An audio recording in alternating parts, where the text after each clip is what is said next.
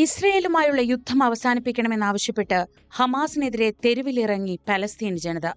ചൊവ്വാഴ്ച വടക്കൻ ഗാസയിലെ ബെയ്ത്ത് ലാഹിയ പട്ടണത്തിൽ നടന്ന മാർച്ചിൽ ആയിരക്കണക്കിന് പേരാണ് പങ്കെടുത്തത്. ആയുധധാരികളായ ഹമാസ് പ്രവർത്തകർ ബലപ്രയോഗത്തിലൂടെ പ്രതിഷേധക്കാരെ പിരിച്ചുവിടുകയായിരുന്നുവെന്ന് ചില മാധ്യമങ്ങൾ റിപ്പോർട്ട് ചെയ്തു. പ്രതിഷേധത്തിന്റെ ചിത്രങ്ങളും വീഡിയോകളും സമൂഹമാധ്യമങ്ങളിൽ പ്രചരിക്കുന്നുണ്ട്.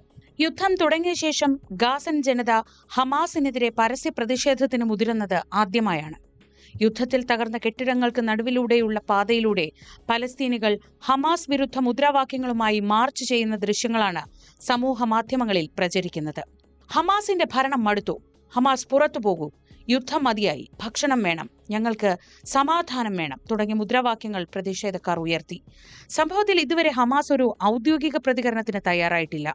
വിശ്വാസവഞ്ചകരാണ് പ്രതിഷേധത്തിന് പിന്നിലെന്ന് ഹമാസ് അനുകൂലികൾ പറഞ്ഞു. ഇസ്ലാമിക് ജിഹാദ് ഭീകരവാദികൾ റോക്കറ്റ് ആക്രമണം നടത്തിയതിനു പിന്നാലെ ഇസ്രയേലി സൈന്യം ബെയ്ത്ത് ലാഹിയയിലെ ജനങ്ങളെ ഒഴിപ്പിക്കാൻ തുടങ്ങിയിരുന്നു. ഇതിനു പിന്നാലെയാണ് ബെയ്ത്ത് ലാഹിയയിൽ ഹമാസ് വിരുദ്ധ പ്രകടനങ്ങൾ ഉണ്ടായത്. 2007 മുതൽ ഗാസ ഭരിക്കുന്ന ഹമാസിനോട് പലസ്തീനികൾക്കുള്ള എതിർപ്പ് യുദ്ധം ആരംഭിച്ച ശേഷം ശക്തിപ്പെട്ടുവെന്നാണ് റിപ്പോർട്ട്. ഗാസയും ഹമാസും പലസ്തീൻ തെരഞ്ഞെടുപ്പിൽ വിജയിക്കുകയും പിന്നീട് എതിരാളികളെ പുറത്താക്കുകയും ചെയ്ത ശേഷം 2007 മുതൽ ഗാസ ഭരിക്കുന്നത് ഹമാസാണ്. ഹമാസ് വിരുദ്ധ റാലിയുമായി ബന്ധപ്പെട്ട് ഇതുവരെ പരസ്യമായ പ്രതികരണമൊന്നും വന്നിട്ടില്ല. എന്നാൽ ഹമാസ് അനുകൂലികൾ പ്രസ്ഥാനത്തിന്റെ പ്രാധാന്യത്തെ കുറച്ചു കാണുകയും പ്രതിഷേധക്കാരെ രാജ്യദ്രോഹികളാണെന്ന് ആരോപിക്കുകയും ചെയ്തുകൊണ്ട് ഗ്രൂപ്പിനെ പ്രതിരോധിച്ചു. ഇസ്രയേലുമായുള്ള യുദ്ധം ആരംഭിച്ച ശേഷം ഗാസയിൽ ഹമാസിനെതിരെ വിമർശനം വളർന്നു. എന്നാലും ഹമാസിന് ഇപ്പോഴും പ്രദേശത്ത് വിശ്വസ്തരായ പിന്തുണക്കാരുണ്ട്. ലഭ്യമായ അവസാന സർവേ സെപ്റ്റംബറിൽ Palestine centre for policy and survey research ആണ് നടത്തിയത്. ഗാസയിലെ പലസ്തീനികളിൽ 35% പേർ ഹമാസിനെ പിന്തുണയ്ക്കുന്നു.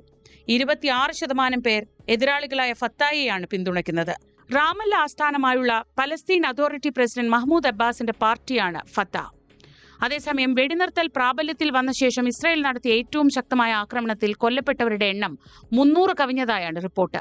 ബന്ദികളുടെ മോചനം സംബന്ധിച്ച ചർച്ചകൾ വഴിമുട്ടിയതോടെയാണ് ഹമാസ് കേന്ദ്രങ്ങൾ ലക്ഷ്യമാക്കി ഇസ്രായേൽ സൈന്യം ശക്തമായ ആക്രമണം നടത്തിയത്.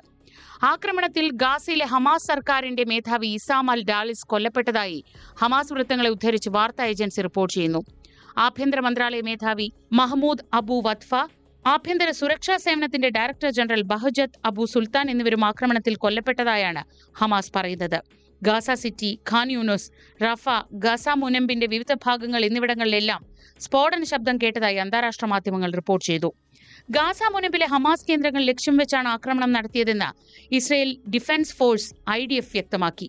ഗാസയ്ക്ക് സമീപമുള്ള എല്ലാ സ്കൂളുകളും അടയ്ക്കാൻ ഇസ്രയേൽ നിർദ്ദേശിച്ചു. ബന്ദികളെ മോചിപ്പിക്കാൻ ഹമാസ് വിസമ്മതിക്കുകയും അമേരിക്കൻ പ്രസിഡന്റിന്റെ പ്രതിനിധിയും മധ്യസ്ഥരും മുന്നോട്ട് വെച്ച ആവശ്യങ്ങൾ നിരസിക്കുകയും ചെയ്ത പശ്ചാത്തലത്തിലാണ് ആക്രമണം നടത്തിയതെന്ന് ഇസ്രയേൽ പ്രധാനമന്ത്രി ബെഞ്ചമിൻ നെതന്യാഹു അവകാശപ്പെട്ടു. ജീവിച്ചിരിക്കുന്നവരും മരിച്ചവരുമായ എല്ലാ ബന്ദികളുടെയും മോചനം എന്ന ഉറച്ച ലക്ഷ്യത്തിന്റെ ഭാഗമായാണ് ആക്രമണം നടത്തിയതെന്ന് IDFും വ്യക്തമാക്കി.